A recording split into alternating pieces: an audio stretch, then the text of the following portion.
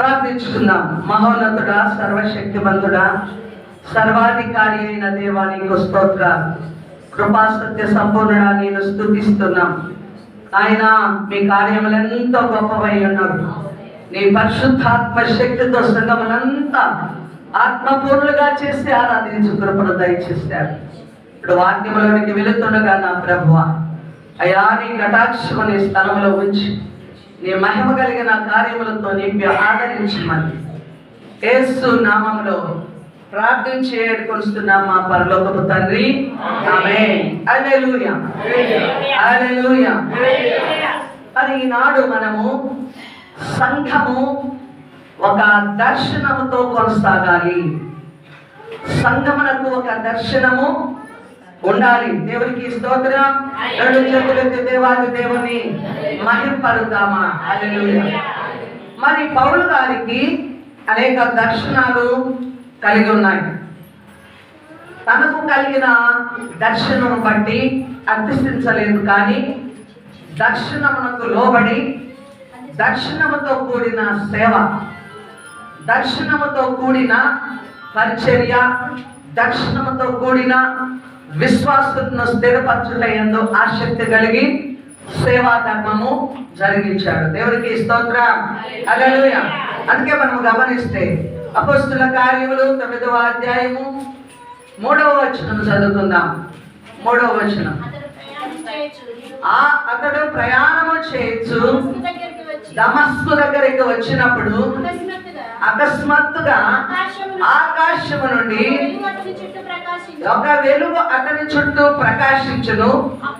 అప్పుడు అతడు నేల మీద పడి, సౌలా సౌలా, నీవేళ నన్ను హింసించుచున్నావని తనతో ఒక స్వరము పలుకుట వినెను.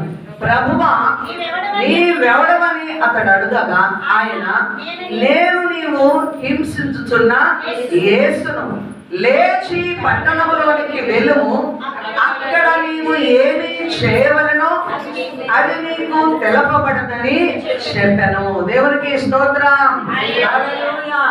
ఇక్కడ గమనించినట్లయితే పౌలు గారు ప్రయాణము దేని నిమిత్తం జరిగిస్తున్నాడు అనగా, క్రైస్తవులను హింసించుటకు, క్రీస్తునకు వ్యతిరేకముగా క్రీస్తు సైన్యమును ఓడించడానికి ప్రయాణం చేస్తూ బయలుదేరి వెలుచున్నాడు. అయితే దేవాది దేవుడు అతన్ని దర్శించాడు. ఎవరిని? సౌలు గారిని దర్శించాడు. దర్శనము అన్నది మొదట అతడు స్వరము ద్వారా విన్నాడు. హల్లెలూయా. దర్శనములో స్వరమును విన్నాడు.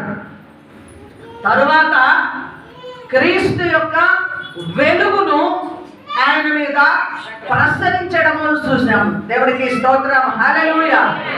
అంటే ఇక్కడ పౌలు గారితో దేవుని యొక్క స్వరము, క్రీస్తు యొక్క స్వరము మాట్లాడుతుంది. సౌలా సౌలా, నన్నేలా నీవు హింసించుచున్నావు. క్రీస్తుని హింసించాడా సౌలు గారు? ఎలాగ హింసించాడు? విశ్వాసులను హింసించుట, దేవుణ్ణి హింసించుట. ఆమేన్. హల్లెలూయా.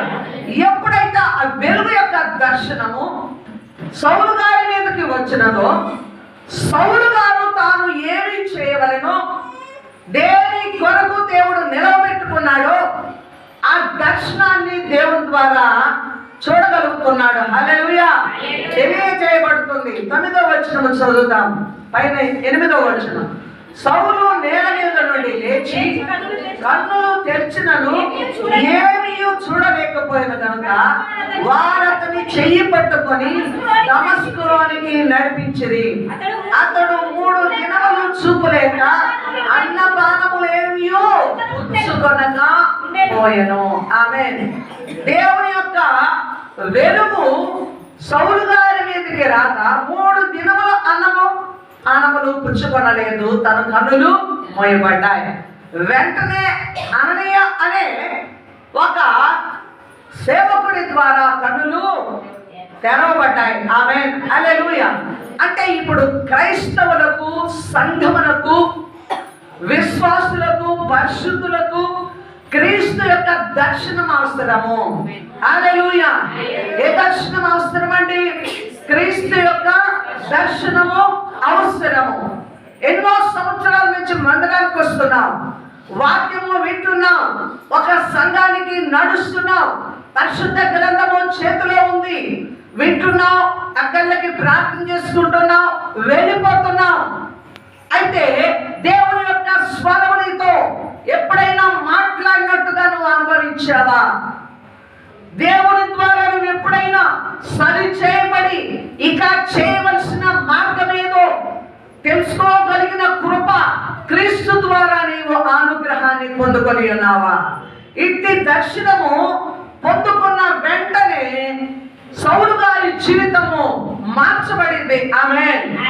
దూషకుడుగా ఉన్నవాడు, హింసకుడుగా ఉన్నవాడు, క్రీస్తుకు వ్యతిరేకమైన వాడు క్రీస్తు కొరకు జీవించడానికి ఒక పరిశుద్ధ పౌలుగా మారిపోయాడు. ఒక హతసాక్షిగా మారడానికి కూడా ఆయన లొంగిపోయి ఉన్నాడు. హల్లెలూయా. ఏ నామమును బట్టి వ్యతిరేకంగా బ్రతుకుతున్నాడో ఆ నామమును బట్టి ఈ 9వ అధ్యాయంలోనే ముందుకు మనము వెళ్ళినట్లయితే మోకరించి ప్రార్థించే అనుభవము కలిగిన వాడుగా ఉన్నాడు. హల్లెలూయా. దేవునికి స్తోత్రం. ఈనాడు సంఘానికి దర్శనం ఉండాలి. దర్శనము అనగా రేపటి కాలానికి నేనేమి చేయాలి, ఈ సంవత్సరంలో నేను ఇంకెంత ప్రకాశించాలి, ఇంకెంతగా దేవునితో అంటుకట్టబడి ఉండాలి, దేవుని కొరకు జీవించాలి, ఎక్కడ నా బలహీనతలనైనా సరి చేసుకోగలిగిన కృప సంఘములో ఉండాలి. హల్లెలూయా. దర్శనము అన్నది ఒక కళ. హల్లెలూయా. మనం ఈ లోకంలో ఎన్నింటి కొరకు కలగంటాం. ఈ సంవత్సరం ప్రారంభంలోనే గత సంవత్సరంలో పొందుకోనివన్నీ కూడా ఈ సంవత్సరంలో పొందుకోవాలని ఒక గొప్ప అంటే కళ, ఒక గొప్ప ఆశ నీలో రగులుతూ ఉంటుంది. ఆమేన్. హల్లెలూయా. అయితే నేడు సంఘము క్రీస్తు కొరకు ఒక దర్శనము కలిగి ఉండాలి. హల్లెలూయా. నేనేమి చేయాలి ప్రభువా, నా చేత ఏమి చేయించుకుంటావు, నన్ను ఎలా వాడుకుంటావు, నేను నీ సొంతము. హల్లెలూయా. ప్రార్థించే అనుభవం, కృపలో కనిపెట్టుకునే అనుభవము, క్రీస్తుతో ఏకమైపోయే అనుభవము సంఘానికి నేడు ఖచ్చితంగా ఉండాలి. హల్లెలూయా. నీవు అలాగా ఇప్పటికే నువ్వు జరిగించి ఉన్నట్లయితే నీ చేత ఎంతమంది సువార్త విని ఉండాలి, నీ ద్వారా ఎంతమంది రక్షింపబడి ఈ స్థలము ఇంకా ఇరుకైపోలాగిన మందిరము నింపబడి ఉండాలి. హల్లెలూయా. అంటే నువ్వు చేసే పని ఇంకా ఇన్కంప్లీట్ గా ఉంది. హల్లెలూయా. నువ్వు సరైన విధానంలో క్రీస్తును తెలుసుకొని లేవు, క్రీస్తును అంగీకరించిన లేవు, క్రీస్తు యొక్క దర్శనము నీకు కలగలేదు. హల్లెలూయా. ఆయన వెలుగుగా నీలో నిల్చున్నట్లయితే ఆ వెలుగు నిన్ను పరిపూర్ణ చేస్తుంది, ఆ వెలుగు నిన్ను పవిత్రుని చేస్తుంది. ఆ వెలుగులో నువ్వు నడుస్తూ అనేకులను వెలుగు మార్గంలో నీవు నడిపించగలవు. దేవునికి స్తుతి కలుగును గాక. ఇంకా మనము గమనిస్తే అపోస్తలుల కార్యములు 26వ అధ్యాయము 13వ వచనము చదవండి. రాజా నాతో కూడా వచ్చిన వారి చుట్టూను ఆకాశము నుండి సూర్య తేజస్సు కంటే మిక్కిలి ప్రకాశమైన ఒక వెలుగు త్రోవలో ప్రకాశించుట చూచితిని. నేల పడినప్పుడు సౌలా సౌలా నన్నెందుకు హింసించుచున్నావు,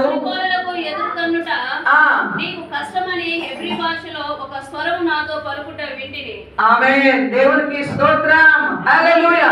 ఏ దర్శనమును చూస్తున్నాడో ఆ దర్శనం బట్టి న్యాయవాది దగ్గర నిలవలసిన అవసరత పౌలు గారికి వచ్చింది. ఆమేన్. ఎందుకు న్యాయవాది దగ్గరికి వెళ్ళాడు? ఎందుకు కొరడాలతో కొట్టబడుచున్నాడు? ఎందుకు ప్రాంతాన్ని విడిచి ప్రాంతములకు వెళ్ళగొట్టుచున్నారు? ఎందుకు ఆయనకు ఖైదీలో వేయబడ్డాడు? హల్లెలూయా. దేవునికి స్తోత్రములు. ఎందుకనగా దర్శనముతో కూడిన సేవ చేస్తున్నాడు. ఆమేన్. హల్లెలూయా. పౌలు గారికి ఒక తీవ్రమైన మంట ఉంది, ఒక తీవ్రమైన వేగం ఉంది పరిచర్యలో. క్రీస్తు కొరకు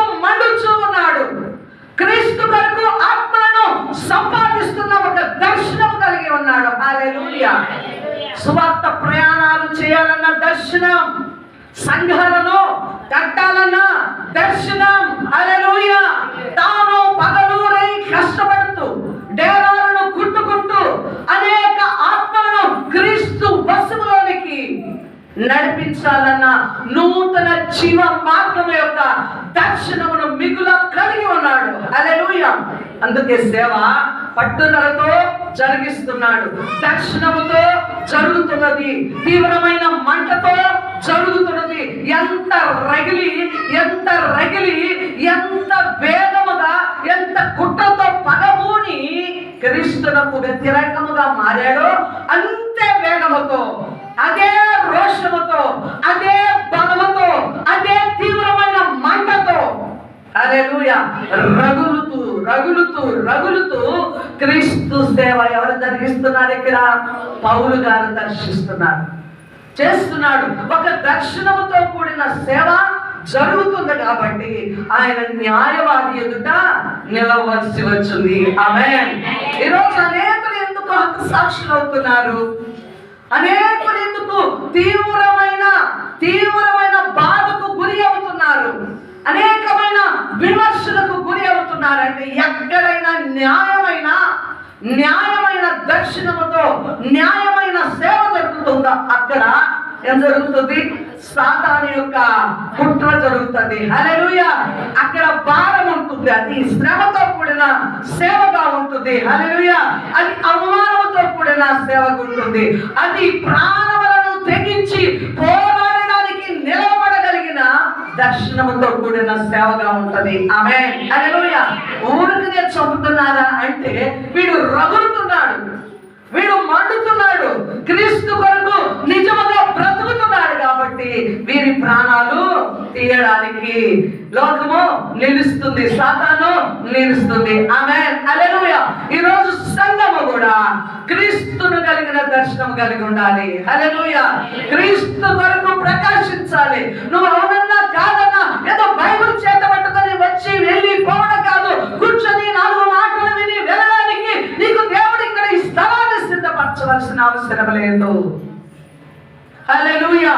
ఈనాడు ఒక తీవ్రమైన మంట నీలోకి రావాలి, ఆత్మల భారం నీలోకి కలగాల. నీ చుట్టూ ఎంతో మంది నశించిపోతున్నారన్న బాధ, నొప్పి, ఆవేదన నీలో రగలాల. హల్లెలూయా. నీ సంఘ బిడ్డలు వెనుకబడినప్పుడు వారి కొరకు కొన్ని రాత్రులు అంగలార్చాలి. హల్లెలూయా. నీ ఇంటి వారే వెనుకబడినప్పుడు వారి కొరకు కూడా నీవెంతో శ్రమ పొందిన, విజ్ఞాపన చేయగలిగిన, నిన్ను నీవు నలగొట్టుకోగలిగిన ఆత్మ తీవ్రత నీలో మండాలి. దేవునికి స్తోత్రం. హల్లెలూయా. రెండవదిగా మనం గమనిస్తే చూడండి, సువార్త పని యొక్క దర్శనాన్ని పౌలు గారు కలిగి ఉన్నాడు. మొదటిది క్రీస్తు యొక్క దర్శనం, స్వరము విన్న దర్శనం, ఆయన ఏమి చేయాలనో అది వినగలిగిన దర్శనాన్ని విని ఉన్నాడు. రెండవదిగా సువార్త పని కొరకైన దర్శనాన్ని మనం చూద్దాము. అపోస్తలుల కార్యములు 18వ అధ్యాయము 9వ వచనం చదవండి అమ్మా. 18వ అధ్యాయము 9వ వచనం. రాత్రి వేళ దర్శనమందు ప్రభువు నీవు భయపడక మాట్లాడము, మౌనముగా ఉండకము, నేను నీకు తోడై ఉన్నాను, నీకు హాని చేయుటకు నీ మీదకి ఎవడనో రాడు, ఈ పట్టణములో నాకు బహు జనమున్నదని పౌలుతో చెప్పగా అతడు వారి మధ్య దేవుని వాక్యము బోధించుచు 1 సంవత్సరం మీద 6 నెలలు అక్కడ ఉండెను. ఎక్కడున్నాడు? కొరింథు పట్టణంలో ఉన్నాడు. ఎక్కడున్నాడంటే కొరింథు పట్టణంలో ఉన్నాడు. కొరింథు పట్టణంలో సంవత్సరంన్నర గడపడానికి మూలం ఏమిటనగా దేవుడు రాత్రి యందు ఆయనకు దర్శనమందు కనపడ్డాడు. హల్లెలూయా. దేవుని స్వరాన్ని విన్నాడు. నువ్వు భయపడకు, నీకు ఏ హాని కలగదు. హల్లెలూయా. ఈ పట్టణంలో బహు విస్తారమైన పని నీకు నేను సిద్ధపరిచి ఉన్నాను. దేవునికి స్తోత్రం. హల్లెలూయా. విశ్వాసపు స్థాయి క్రమముగా పెరగాలి. ఆమేన్. ఆమేన్. మొదట తాను రక్షింపబడ్డాడు, తాను దైవ దర్శనం దర్శనము చూసిన వెంటనే తాను చేయవలసిన పనిని గ్రహించుకున్నాడు, దర్శనమునకు విధేయుడయ్యాడు. నెంబర్ 2, ఇప్పుడు పని ప్రారంభించడానికి దేవుని వాక్కును వింటున్నాడు. ఎక్కడ ఉండాలి, ఎక్కడ ఆయన పని కొరకు దేవుడు ఏమి సిద్ధపరిచాడు, ఎలాగ ధైర్యం ఉండాలి, ఎలాగ ధైర్యముగా ప్రకటించాలి, ఎలాగ ఏ సంవత్సరంలో ఎక్కడ ఎంతవరకు ఉండాలో ఇదంతా కూడా ఎవరి ద్వారా పొందుకుంటున్నాడు? దేవుని ద్వారా పొందుకుంటున్నాడు. ఓ ప్రియమైన బిడ్డ, నీ జీవితంలో మొట్టమొదటిగా నువ్వు వేసే అడుగులోనే నీకు అపవాది బ్రేక్ వేయడానికి ప్రారంభిస్తుంది. ఆమేన్, ఆమేన్. నేను సేవ ప్రారంభించడానికి కూడా నన్ను కూడా అపవాది వాడుకున్నది. ఓ నీ కుటుంబంలో నీ కుమారుడు అంతగా తీవ్రమైన దేవుని శక్తి లేదు, నీ భర్త కూడా అంత అనుభవం లేదు, నీవు ఒక ఆడగూతురివి, ఎలాగ సంఘాన్ని కట్టగలవు, ఎలాగ నడిపించగలవు, ఒక్కసారి ఆలోచన చేసి చూడాలి. సాతాను ఏం చేసింది తెలుసా?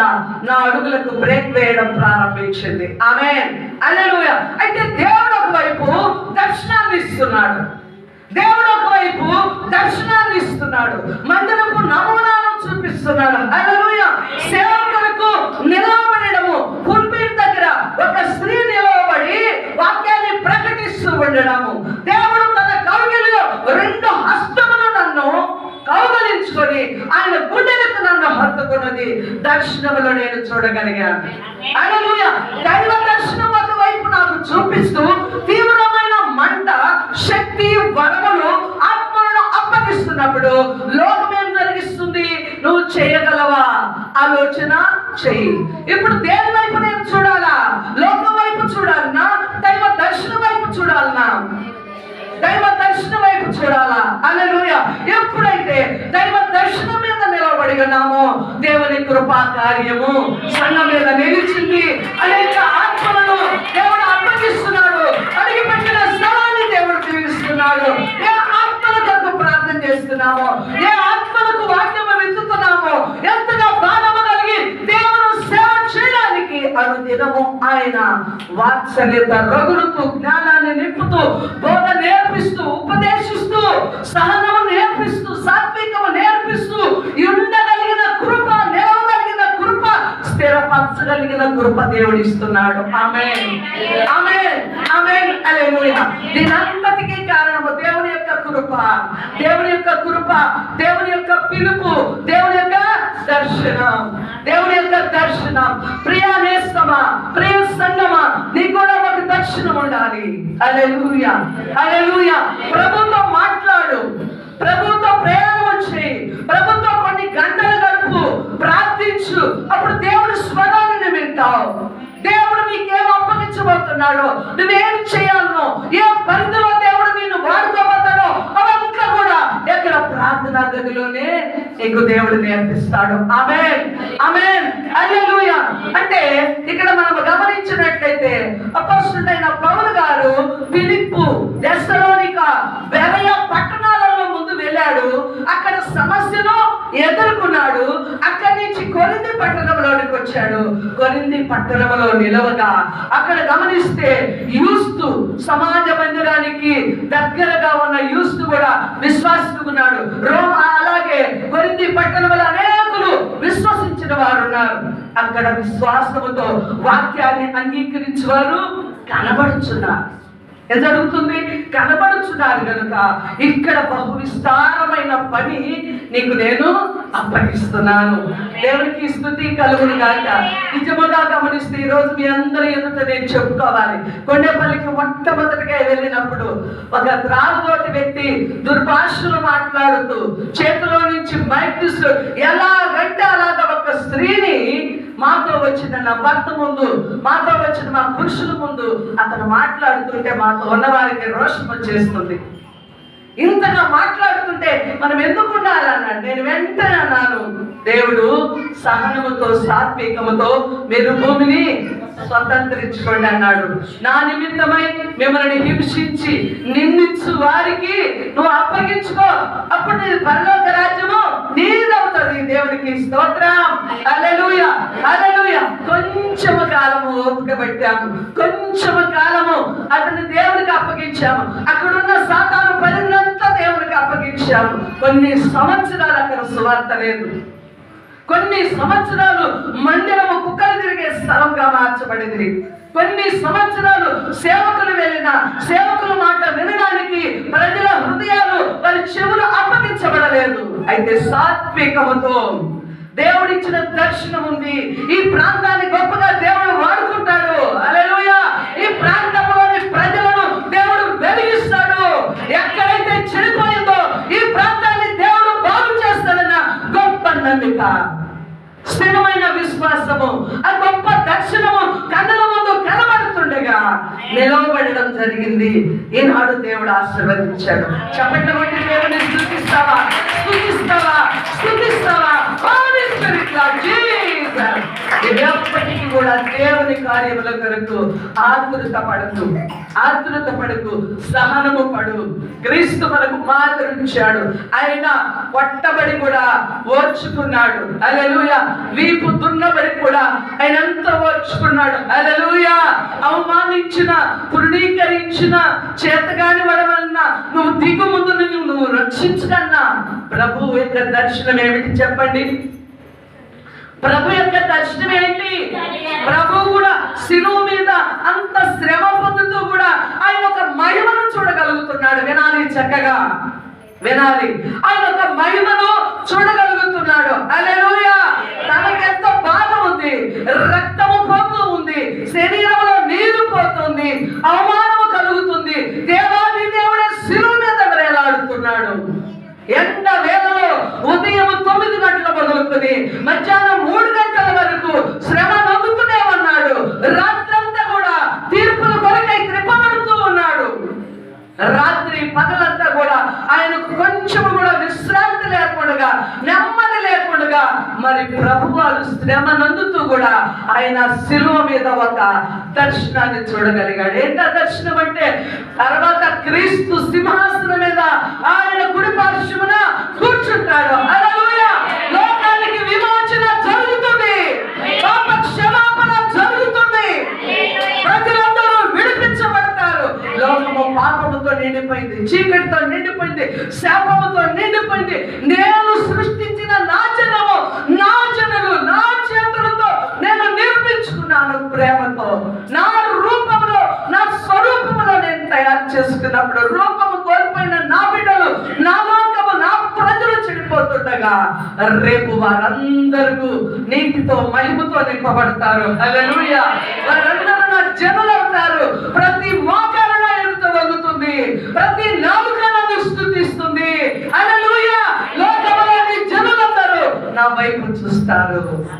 ఆమేన్, ఆమేన్. ఆ దర్శనము యేసు ప్రభువునికి ఏమిచ్చింది చెప్పాలా? శక్తినిచ్చింది. హల్లెలూయా. శిలువ మీద విజయం అనిచ్చింది. ఆమేన్. ప్రతి క్రైస్తవుడ సంగమా, ఈనాడు నీ ఎదుట ఒక దర్శనం ఉండాలి. క్రీస్తు కొరకు ఒక మార్గమును కలిగి ఉండాలి, ఒక ఉద్దేశము కలిగి ఉండాలి, ఒక ప్రణాళికను కలిగి ఉండాలి. అవి కలిగినప్పుడు నీ ఎదుట ఏమొస్తున్నా నువ్వు పట్టించుకో. నీ ఎదుట ఏమి జరుగుతున్నా నువ్వు వాటి మీద మనస్సు నిలుపు. తెలుసా, నీ మార్గం అంతా కూడా, నీ యొక్క ప్రాణం అంతా కూడా, ఇప్పుడు పాడుకున్న ఆరాధనలు, నా ప్రాణమునకు ప్రాణం, హల్లెలూయా, నా జీవానికి జీవం, నా హృదయానికి గమ్యం. హృదయం నీవే, నీవే నా కొండ, నీవే నా కొండ. ఆ పాట పాడుతున్నాం కానీ హృదయం ఎప్పుడైనా అంతగా దేవుని వశములోనికి వెళ్ళిందా గ్రహించుకోండి. ఇక కాదు, ఇక కాలము కూర్చుగా ఉంది. సాతాను కాలము కూర్చుగా ఉందని సాతాను కూడా వేగం పుంజుకున్నాడు, వేగము పుంజుకున్నాడు. హల్లెలూయా. కాబట్టి లోకములు అనేకమైనవి, ఇంతవరకు నువ్వు చూడనివి ఇక చూడబోతావు. అయినా నీవు ప్రభువునకు నీవు దర్శనము కలిగి లోబడి విశ్వాసముతో నిలబడవలసింది తుది సంఘమే. హల్లెలూయా, హల్లెలూయా. చెప్పండి బట్టి దేవుని మహిమపరుద్దాం. దేవునికి స్తోత్రం, స్తోత్రం. హల్లెలూయా. ఇంకా ఆయన ఏ దర్శనం కలిగి ఉన్నాడంటే రోమాలో సాక్ష్యం ఇవ్వమన్న దర్శనాన్ని మనం చూస్తాం. అపొస్తలుల కార్యములు 23వ అధ్యాయము 17వ వచనం. అప్పుడు పౌలు శతాధిపతులలో ఒకరిని తన యొద్దకు పిలిచి ఈ చిన్నవాణిని తోడుకొని పొమ్ము, ఇతడు అతనితో ఒక మాట చెప్పుకొనవలెనని ఉన్నాడు. శతాధిపతి సహస్రాధిపతి యొద్ద అతని తోడుకొని పోయి, ఖైదీ అయిన పౌలు నన్ను పిలిచి నీతో ఒక మాట చెప్పకొనవలెనని ఉన్న ఈ పడుచు వారిని నీ యొద్దకు తీసుకొని పోమని నన్ను అడిగినని చెప్పెను. హల్లెలూయా. ఆ కింద వచనాలు చూద్దాము. నీవు పౌలును గురించి సంపూర్తిగా విచారింపబోతున్నట్టు అతని నీవు మహాసభ యొద్దకు తీసుకొని రావాలని నిన్ను వేడుకొనుటకు యూదులు కట్టగట్టి ఉన్నారు. ఆమేన్, హల్లెలూయా. చూడండి, ఎన్నో స్థలములలోనికి పౌలు గారు కూడా యేసు ప్రభు తెప్పబడిన రీతిగా, తీర్పుల్లోనికి వచ్చిన రీతిగా క్రీస్తు నిమిత్తము పౌలు గారు ఏమి కలిగి ఉన్నాడు? ఒక సాక్ష్యము కలిగి ఉన్నాడు. హల్లెలూయా. క్రీస్తుకు సాక్షిగా పౌలు గారు ఆయా ప్రాంతాలలో నిలబడుతున్నాడు. ఆమేన్. చూడండి ప్రియమైన బిడ్డలారా, ఎన్నో సంవత్సరాలు వచ్చావు, కానీ కనీసం నీ ఇంటిలో నీ భర్త నీ గురించిన ఒక మంచి సాక్ష్యం చెప్పగలుగుతాడా? లేక నీ భార్య భర్తను గురించి ఒక సాక్ష్యం చెప్పగలుగుతుందా? లేదనగా పిల్లలు తల్లిదండ్రుల గురించి ఒక మంచి సాక్ష్యం, నువ్వున్న ప్రాంతంలో ఒక మంచి సాక్ష్యం, నువ్వున్న వీధిలో ఒక మంచి సాక్ష్యాన్ని నువ్వు కలిగి ఉన్నావా? హల్లెలూయా. ఏ సాక్ష్యం ఉంటారట? మేము క్రీస్తు బిడ్డలు. హల్లెలూయా. వీరు క్రీస్తు బిడ్డలు, వీరు న్యాయంగా బ్రతుకుతారు, వీరు దేనిని ఆశించరు. హల్లెలూయా. వీరు ఒక పద్ధతిలో, క్రమంలో పరిశుద్ధమైన నడక నడుస్తారన్న సాక్ష్యము ఎవరు కలిగి ఉండాలి? సంఘము కలిగి ఉండాలా? ఆమేన్, హల్లెలూయా, హల్లెలూయా. ఇప్పటికే నీవు ఆ సువాసన కలిగి ఉంటే, అలాంటి పద్ధతి కలిగి ఉంటే అనేకులు నీ యొద్దకు వస్తారు. ఆమేన్. చూడండి, లెమ్ము నీకు వెలుగు వచ్చి ఉన్నది, తేజరిల్లుము నీ మీద మహిమ ప్రకాశించు. రాజులు నీ యొద్దకు వచ్చెదరు. చూడండి, అనేక జనములు నీ తట్టు తిరుగుదురు. హల్లెలూయా. ఏమండి ఇక్కడ మనస్సు పెట్టండి. లెమ్ము, తేజరిల్లుము, యెహోవా మహిమ నీ మీద ప్రకాశించుచున్నది. చూడండి, సంఘము తేజరిల్లితే, విశ్వాసి తేజరిల్లితే, మహిమ నిండుకొని ఉంటే జనులు నీ యొద్దకు వస్తారు, అధికారులు నీ యొద్దకు వస్తారు, రాజులు నీ యొద్దకు వస్తారు. ఆమేన్, హల్లెలూయా. ఘనత నొందిన వారు నీ యొద్దకు వచ్చెదరు. సొలొమోను జ్ఞానముతో నిండుకొని ఉన్నాడు. సొలొమోను మందిరము మహిమతో నిండుకొని ఉన్నది. హల్లెలూయా. ప్రభావంతో నిండుకొని ఉన్నది. దేవుని వాత్సల్యంతో నిండుకొని ఉన్నది కనుక శేబాదేశపురాన్ని సుదూర ప్రాంతములలో నుండి ఒక రాణి దేవుని మహిమను, రాజు యొక్క జ్ఞానమును, యెరూషలేము మందిరం యొక్క ప్రభావమును చూడడానికి వచ్చింది. దేవునికి స్తోత్రం, స్తోత్రం. ఆ నోట ఈ నోట ఏం జరిగింది చెప్పండి మీరు? ఆ నోట ఈ నోట విన్నది, సొలొమోను జ్ఞానము విన్నది, యెరూషలేము యొక్క మందిరం యొక్క ప్రభావం విన్నది. హల్లెలూయా. ఎంత గొప్పగా మందిరం కట్టబడింది, రాజు జ్ఞానం ఎంత గొప్పదని అక్కడ ఇక్కడ ఆ నోట ఈ నోట చెప్పుచుండగా వినది. హల్లెలూయా. విని వచ్చింది. దేవునికి స్తోత్రం, స్తోత్రం. అందుకే దీపము వెలిగించి, ఇప్పుడు ఆన్సర్ మీరు ఇవ్వాలి. మంచము కింద, కొంచెము కింద ఉంచుతారా? స్త్రీలకు బాగా తెలుసు. దీపం వెలిగించి ఎక్కడ పెడతారు? దీప స్తంభం మీద పెడతారు. హల్లెలూయా. దేవునికి స్తోత్రం.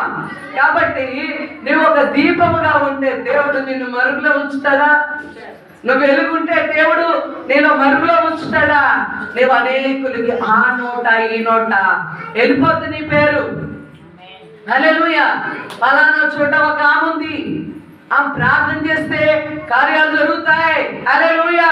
పలానా చోట ఒక ఆమె ఉంది, ఆమె సువార్త చక్కగా, దేవుని వాక్యాన్ని చక్కగా ప్రకటించగలదు. ఆమేన్. హల్లెలూయా. పలానా చోట ఒక ఆమె ఉంది, ఆమె పరిశుద్ధురాలు, నెమ్మదస్తురాలు. మీ బాధ, మీ గోడు వెళ్ళి ఆమె దగ్గర చెప్పుకోండి. ఆమె మిమ్మల్ని ఆదరిస్తుంది, ఆమె మిమ్మల్ని ఓదారుస్తుంది, ఆమె మిమ్మల్ని బలపరుస్తుంది. అట్లా ఇట్లా ఆ నోట ఈ నోట ఏమైతుంది? నీ మహిమ ప్రాగుతూ వెళ్ళిపోద్ది.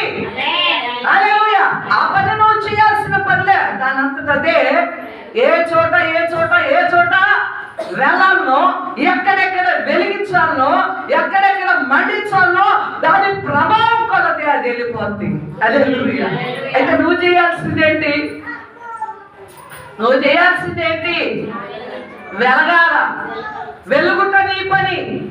వెలుగుట నువ్వు చేస్తే ఆ వెలుగు ఎంత దూరమైన ప్రకాశింపజేసేది దేవుని చిత్తము.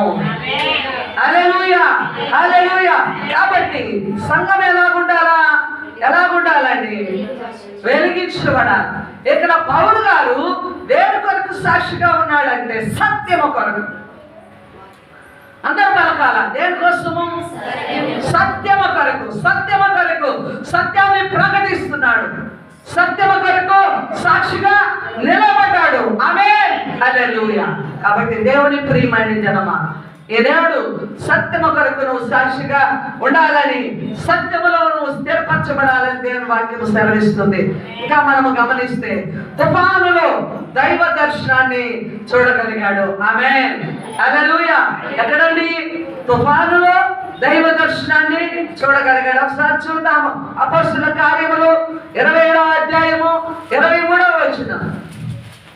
27వ అధ్యాయము 23వ వచనం.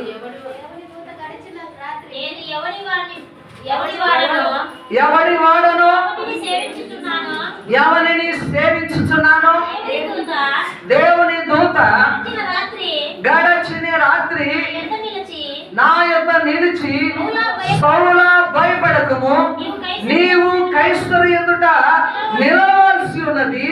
ఇదిగో నీతో కూడా ఓడలో ప్రయాణము చేయబోచున్న వారందరినీ దేవుడు మీకు అనుగ్రహించున్నాడు. అర్థం చెప్పి చప్పట్లు కొడతావా?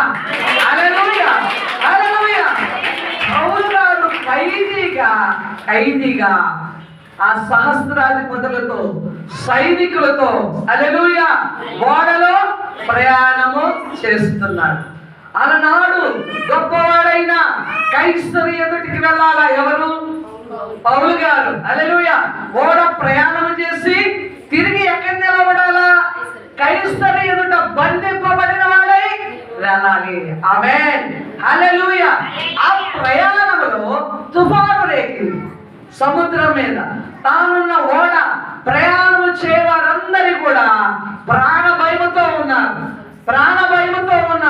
అట్టి స్థితిలో సుమారుగా 14 దినముల దాకా వారు ఆహారము తినడానికి కూడా సమయం లేకుండా తుఫాను చేత ఓడ అటు ఇటు కొట్టుకుంటూ ఏ రేవునకు వెళుతున్నా కూడా అర్థమగాని ప్రాణ భయముతో తాను ఉన్నాడు, తనతో ఉన్న వారందరూ కూడా ఉన్నారు.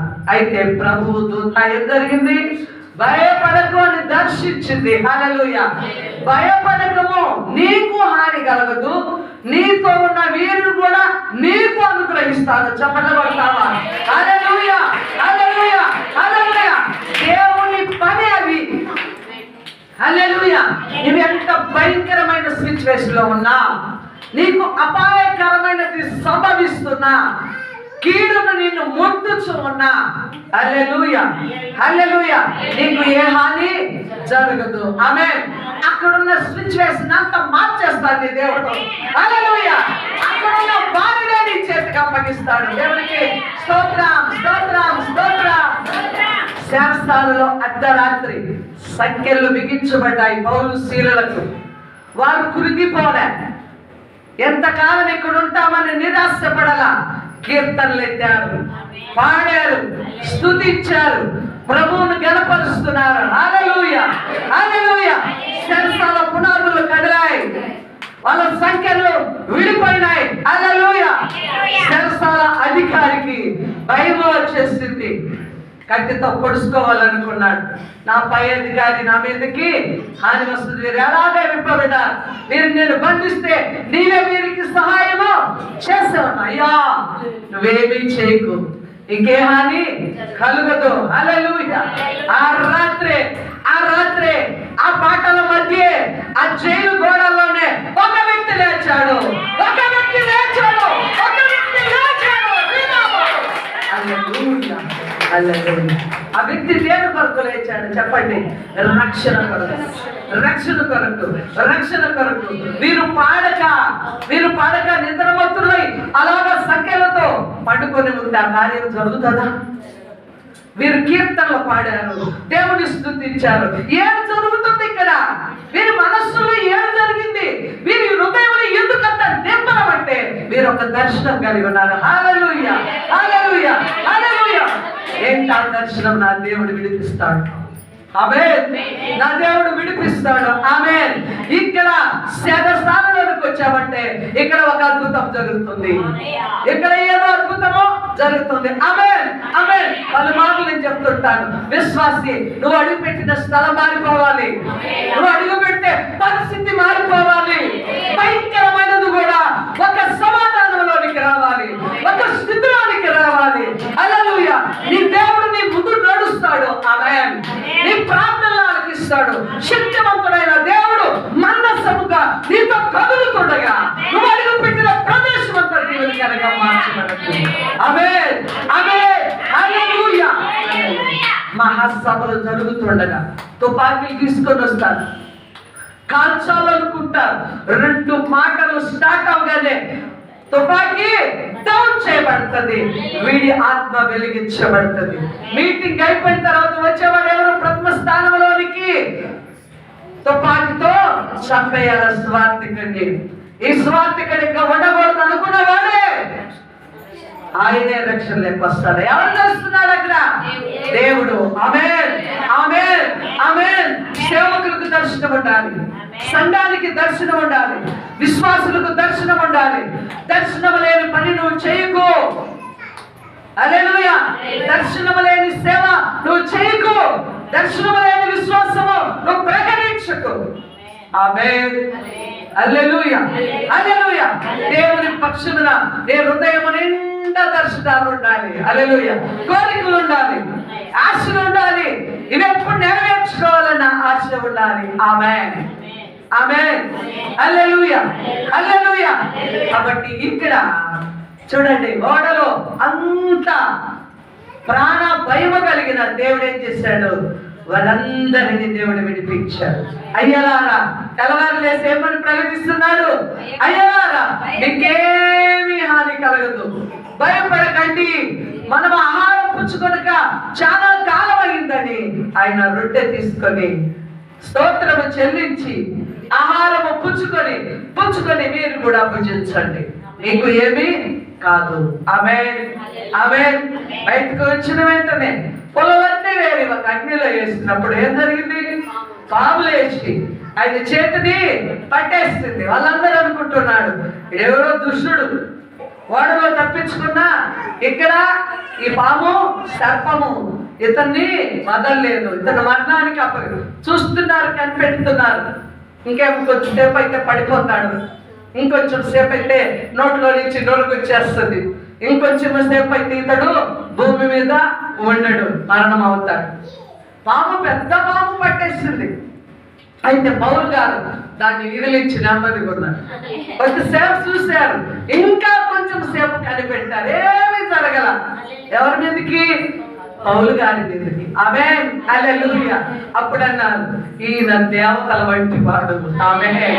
దేవునికి స్తుతి కలుగునుగాక, స్తుతి కలుగునుగాక. అర్థమవుతుందా? అర్థమవుతుందా? అర్థమవుతుందా నీకు? అపవాది ఎన్ని శ్రమలు తెచ్చిపెడుతుంది నీకు తెలియకుండానే, ఎన్ని విసుగులు తెప్పించి పెడుతుంది, ఎంత సహనం లేని స్థితిని కల్పించినట్టు ధీటుగా ప్రార్థన చేసి ఎవరిలాగా సింహాలు ఫోన్లు వేయబడ్డా, దానియేలు లాగా అగ్ని మంటలో వేయబడిన శత్రుకు మెషక్ లాగా క్రీస్తు యొక్క దర్శనం, నా దేవుడు నన్ను విడిపిస్తాడు, నాకు ఏ హాని కాదని ఉన్నప్పుడు ఏం జరుగుతుందో తెలుసా? ఏం జరుగుతుంది తెలుసా? జనులందరూ చూస్తే వీరి మీద ఏదో నిలిచింది. ఆమేన్. వీరు ప్రత్యేకమైన వారు, వీరికి హాని కలిగించి వీరికి పతనం కావాలని చూసినా వీళ్ళేం జరగలేదు. యేసు ప్రభు కూడా అదే జరిగింది. లోకమంతా ఒక్కటై యేసును చంపాలనుకున్నా యేసయ్య చనిపోయాడా? ఆయన మహావృక్షం అయిపోయాడు. మహావృక్షం అయిపోయి భూతలం అంతా కూడా వృక్షము విస్తరించబడి వ్యాపించింది. ఆ వృక్షము నీడలో అనేకులు వచ్చారు, వేరు తన్నారు, హల్లెలూయా, చిగురిస్తున్నారు, పుష్పిస్తున్నారు, ఫలిస్తున్నారు, క్రీస్తు కొరకు సాక్షులు అవుతున్నారు. యేసు యేసు యేసు యేసు, పగలు యేసే, రాత్రి యేసే, ప్రాణము యేసే, ఆత్మ యేసే, జీవము యేసే. చంపబడిన యేసు యేసు యేసు అని ప్రకటిస్తున్నారంటే యేసయ్య గొప్పతనము ఎంత శక్తివంతమైందో. హల్లెలూయా, హల్లెలూయా. ఎరగండి, తెలుసుకోనండి, ప్రభువులో నిలవండి. శక్తివంతుడైన దేవుడు మీకు సమస్తాన్ని అనుగ్రహిస్తారు. ఏ విషయంలో మీకు ఏ కొదువ చేయడు, ఏ కొదువ చేయడు. ప్రభువునందు నిలవండి. ఆమేన్, హల్లెలూయా. కాబట్టి ఇక్కడ ఏం చూస్తున్నాడు?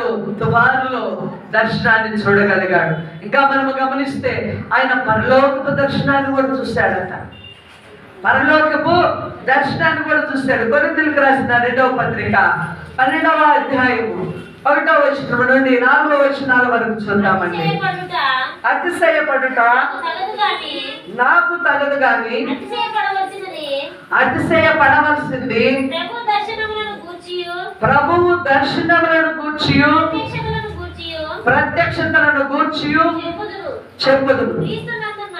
క్రీస్తునందున్న ఒక మనుషుని నేను ఎరుగుదును, అతడు 14 సంవత్సరముల కిందట 3వ ఆకాశమునకు కొనిపోబడెను. అతడు శరీరముతో కొనిపోబడెను నేను ఎరుగను, శరీరము లేక కొనిపోబడెను నేను ఎరుగను. అది దేవునికే తెలియదు. అట్టి మనుషుని నేను ఎరుగుదును, అతడు పరదేశంలోనికి కొనపోబడి వసింప శక్యము కాని మాటలు వినెను. ఆ మాటలు మనుష్యుడు పలుకకూడదు. ఆమేన్, హల్లెలూయా. చూడండి, ఒక మనుష్యుడని ఎవరి గురించి చెప్పుకుంటున్నాడు ఇక్కడ అంటే తననే పౌలు గారు 14 సంవత్సరాల క్రిందటంటే ఆయన సువార్త ప్రయాణమును ప్రారంభించక మునుపే ఆయన ఈ దర్శనాన్ని చూశాడు. ఏ దర్శనము? పరలోకములోనికి కొనిపోబడిన దర్శనం. ఆయన శరీరముతో కొనిపోబడ్డాడు, శరీరము లేక కొనిపోబడ్డాడు అది తెలియదు, కానీ వెళ్ళాడు. ఎక్కడికి వెళ్ళాడు? ఎక్కడికి వెళ్ళాడండి? 3వ ఆకాశంలోనికి కొనిపోబడ్డాడు. ఆమేన్. 3వ ఆకాశం ఏముంటుంది?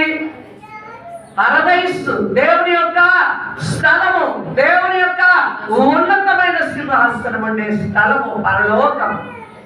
హల్లెలూయా. మొదటి ఆకాశము భూ వాతావరణము కలిగిన ఆకాశం. మధ్యాకాశము ఏముంటాయి?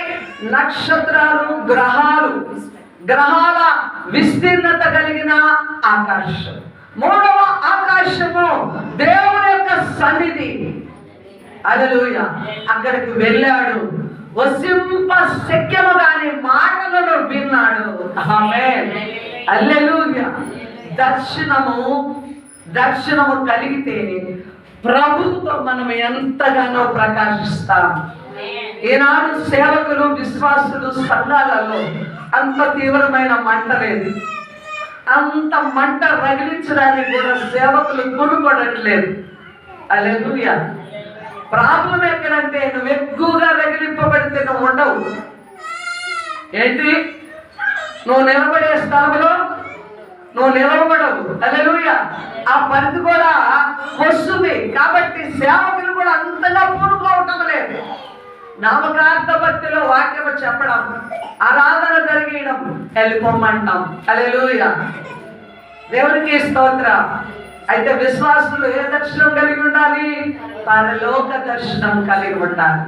పౌలు గారు బ్రతికిన కాలం అందే సువార్త ప్రయాణములు, ఎన్ని ప్రయాణములు చేశాడు ఆయన? 3 ప్రయాణములు చేశాడు. సువార్త ప్రయాణములు చేయక మునిపే 14 సంవత్సరముల క్రిందటే పరలోక దర్శనమును వసింప శక్యము గాని మాటలను చూశాడు ఆమె. అందుకే ఆ యొక్క క్రైస్తవ ఆది సంఘములోని శిష్యులు కూడా ఏం చెప్పారు? వాళ్ళు ఏం ప్రకటించారంటే, మేము కన్నవాటిని, విన్నవాటిని, మేము ఏది కన్నులార చూస్తామో, వింటిమో, ఏది స్పర్శించి ఉంటిమో, హల్లెలూయా, ఏ జీవము మాలో ప్రవహించుచున్నదో ఆ జీవాన్నే మేము ప్రకటిస్తాం. ఆమేన్. హల్లెలూయా. సంఘము కనాలి దర్శనముల ద్వారా, క్రీస్తు మహిమను చూడాలి, సంఘము వినాలి ఆయన స్వరాన్ని, హల్లెలూయా, ఆయన సంగతులను, ఆయన కార్యములను. సంఘము స్పర్శించాలి. ఏ స్పర్శతో? దైవ స్పర్శతో, పరిశుద్ధాత్మ స్పర్శతో సంఘము పొందుకోవాలి జీవము. మనలో ఏ జీవం ఉందో ఆ జీవాన్ని నీవు ప్రకటించు. నువ్వు కనడానికి లేదు, వినడానికి, చెప్పాలి, వినడానికి లేదు, ఇంకా స్పర్శ లేదు, జీవము లేదు. అందుకే నీవు ప్రకటించలేకపోతున్నావు. నువ్వు మండితే నిన్ను ఎవ్వరూ ఆపలేదు. హల్లెలూయా. నువ్వు మండితే నీకు ఏది అర్థం కాదు. ప్రభువే నీలో నివాసం ఉంటాడు. నీవు పూచిక పొలమైనా నీకు ఆనందం వస్తుంది. నీవు మసిగుడ్డవైనా నీకు ఆనందం వస్తుంది. నువ్వు అర్హుడు కాకపోయినా దేవుని కృపా బాహుల్యత నీకు ఆనందం కలిగిస్తుంది. ఆమేన్. కాబట్టి ఈరోజు సంఘము ఒక తీవ్రమైన మంట కలిగి ఉండాలా. దేవునికి స్తోత్రం. హల్లెలూయా. మనకు కలిగిన దాన్ని మనము గట్టిగా పట్టుకోవాలి. తన దర్శనానికి లోబడ్డాడు. తమస్సు మార్గములో దూషకుడుగా, హింసకుడుగా, హానికరుడుగా ఉన్న సమయమందు దేవుని స్వరము, దేవుని వెలుగు ఎప్పుడు అతని మీదకి వచ్చిందో బెండ్ అయిపోయాడు, విధేయుడయ్యాడు. మనతో కూడా అనేక మార్లు మాట్లాడతాడు, అనేక మార్లు తీర్మానాలు తీసుకుంటాం, అనేక మార్లు ప్రకాశించాలనుకుంటాం, అనేక మార్లు క్రీస్తు తప్ప వేరే ప్రపంచం నాకు వద్దనుకుంటాం. కానీ కొంత క్షణమే, కొద్ది దినములు మాత్రమే. ఆ తర్వాత నిలకడలేని మనసుతో పడిపోతాం. నీవు తీసుకున్న నిర్ణయము, తీర్మానము స్థిరము ఉండాలంటే ప్రభువుతో ప్రతి నిత్యము కూడా నీవేం చేయాల? మరి ఎక్కువ గడపాలి. అది ప్రార్థన, వాక్యం, సహవాసములు. నువ్వెంత తీవ్రముగా ఆయన కొరకు ప్రయాణం చేస్తావో అంతగా క్రీస్తు కృప నీ మీద నిలిచి నిన్ను ప్రకాశింపచేస్తావు. ఖచ్చితంగా ఇప్పుడు నామకాంతములోను వచ్చాను, వెళ్ళాను అనుకుంటే నువ్వు ఆ పరలోకము చేరలేవు. నా ధర్మము నేను జరిగించాలి, నా నీతిని నేను ప్రకటించాలి, మిమ్మల్ని మేము సత్యములో నిలవబెట్టాలి, సత్యమును మీరు స్వతంత్రించుకోవాలి, సత్యమునకు స్తంభములుగా ఉండాలి. హల్లెలూయా. సత్యమును ఆధారము చేసుకొని బ్రతకాలి. హల్లెలూయా. హల్లెలూయా. దేవునికి మహిమ కలుగును గాక. దేవునికి మహిమ కలుగును గాక. నేను విన్న వాక్యము ద్వారా నీ జీవితము ఈరోజు ఒక తీర్మానంతో ఈ స్థలంలో నుంచి వెళ్ళాలి. హల్లెలూయా. తీవ్రమైన మంట నీలోనికి రావాలి. ప్రభువా, నేను కూడా ఒక దర్శనంతో ముందుకు వెళ్ళాలి. ఆమేన్. ఈ సంవత్సరం అంతా ఈ మెసేజ్ మర్చిపోకూడదు. ఒక మెసేజ్ నీలో స్థిరంగా నిలబడాలంటే ఏం చేయాలి? ఏం చేయాలండి? పదే పదే పదే పదే చూడండి. యెహోవా నా కాపరి, నాకు లేమి కలగదన్న ఆ కీర్తన ఎవరిని తగ్గినా వారు చెప్పగలుగుతారు. ఎందుకని? వారు ప్రతి దినము చాలా మందికి అలవాటు. నేను కూడా ప్రార్థన అయిపోయిన వెంటనే యెహోవా నా కాపరి ఒక్కొక్క పదము నొక్కి చెబుతున్నప్పుడు నాకు చాలా ఆనందం వేస్తుంది. దేవునికి స్తుతి కలుగునుగా. ఆయన కాపరి కనుక నాకేమీ వదవలేదు. పచ్చి కళ్ళ చోట్ల ఆయన నన్ను శాంతికరమైన జలము లేదా ఆయన నన్ను నా ప్రాణమును తన నామమును బట్టి నీతి మార్గములలో నడుచు గాఢాంధకారపు లోయలలో అపాయమునకు నీవు నాకు తోడయ్యుందువు. నీ దుడ్డుకర నీ నా శత్రువు ఎదుట నీవు నాకు భోజనం. ఒక్కొక్క పదం మనం అనుకుంటుంటే ఎంత గొప్పగానో దేవుని ఆదరణ మనం పొందుకుంటుంటాం.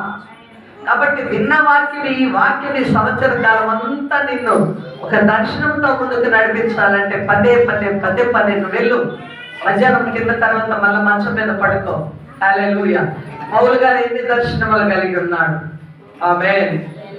ఆ దర్శనాల కొరకు నేను ప్రకాశం. మళ్ళా సాయంకాలం టీ తాగిన తర్వాత కూర్చొని నెమరు వేసుకో. మళ్ళా రాత్రి పడుకున్న తర్వాత మళ్ళా వేకునే ఒక 4-5 దినాలు, ఒక వారము స్ట్రాంగ్ గా దాని గురించి నెమరివి. సంవత్సరం లాస్ట్ లో మరలా నేను అడిగితే ఖచ్చితంగా మొత్తము చెప్పేస్తారు. ఆమేన్. ఈ మెసేజే కాదు, ప్రతి మెసేజ్ కూడా స్ట్రాంగ్ గా నీ హృదయంలో ఉండాలంటే పదే పదే పదే పదే వాక్యాన్ని ఏం చేయాలా? దేవునికి స్తుతి కలుగును గాక. మీరందరూ ఈ వాక్యం విన్నారు. ప్రకాశించడానికి పూనుకొనండి. క్రీస్తు కొరకు నిలవబడండి. సాక్షులుగా నిలవబడండి. ప్రభు మిమ్మల్ని వాడుకుంటాడు. దేవునికి స్తుతి కలుగును గాక. ప్రార్థించుకుందాం. మహిమ కలిగిన దేవ, సర్వశక్తిమంతుడా, స్తోత్ర, కృపా కనికరములు కలిగిన గొప్ప దేవానికి వందనాలు అయ్యా. నీ మహిమను బట్టి ప్రార్థిస్తున్నాను. సంఘమును తీవ్రమైన మంటలకు మండించి నీ పని కొరకు నిలబెట్టమని ప్రార్థిస్తున్నాను. దేవా, మీరు రగిలించండి. ఎప్పటికప్పుడు మా కార్యముల కొరకు మేము పనిచేయడం కాదు బ్రహ్మ, నీ కార్యముల కొరకు మేము పనిచేయటకు మీరు ఆయత్తపరచమని ప్రార్థిస్తున్నాను. ఈ దేవమైన కృపకి ప్రతి ఒక్కరిని అప్పగిస్తున్నాను. ప్రతి ఒక్కరి వాక్యము ఫలించును గాక. ఒక దర్శనముతో బిడ్డలను మీరు తాకుదురు గాక. సంఘమును ఉజ్జీవపరచుదురు గాక. అద్భుత కార్యములతో మీరు నడిపించుదురు గాక. ఈ మహిమా కార్యము సంఘం మీద జరిగించి ఆయన ప్రతి ఒక్క విశ్వాసం నిలబెట్టుకోనమని, ఈ వాక్యము ఎన్ని స్థలములలోనికి వెళ్ళునో వారందరితో మీరు మాట్లాడి ఉజ్జీవపరిచి ప్రతి ఒక్కరిని బలపరిచి సంవత్సర కాలం అంతా నీ వాక్యం ద్వారా పోషించి నడిపించి స్థిరులుగా నిలబెట్టమని యేసు నామములో ప్రార్థిస్తున్నాము తండ్రి. ఆమేన్.